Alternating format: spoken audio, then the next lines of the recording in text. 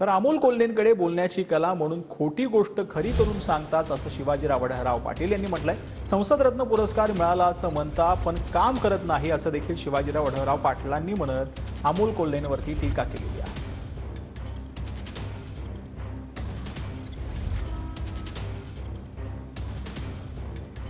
तुमच्याकडे बोलण्याची कला आहे, देवानं चांगलं तोंड दिलंय म्हणून तुम्ही काही खोटी गोष्ट खरी दाखवता। एखादा खासदारकी किंवा खासदारकीची विकास कामं ही सेटवर ऍक्टिंग करण्यासारखं तुम्हाला सोपं वाटतं आणि लोकांना पटवणं सोपं वाटतं म्हणून तुम्ही केलं असं होत नाही। म्हणून त्यांनी जे काही क्लेम करतात ते पूर्णपणे झूट आहे।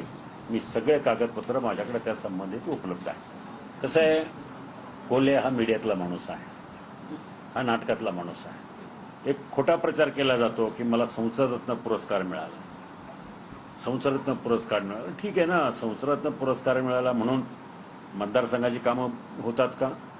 मला संसदरत्न पुरस्कार मिळाला, मी संसदरत्न खासदार म्हणून घ्यायचं स्वतःला, पण गावामध्ये एखाद्या शेतकऱ्याची डीपी जळाली, ट्रान्सफॉर्मर जळाला, त्याची कामं होत आहेत का?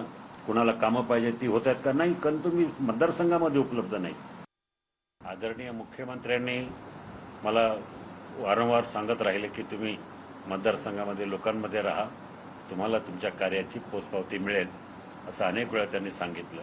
माझ्या मूळ पक्षाचा मुख्य नेते यांनी स्वतःहून मला परवानगी देऊन सांगितलं की आपण 5 वर्ष लोकांमध्ये फिरत राहिलात, लोकांची कामं करत राहिलात, तुम्हाला प्रवाहामध्ये राहण्यासाठी माझी इच्छा आहे की तुम्ही राष्ट्रवादी काँग्रेस पक्षाकडून लढावं।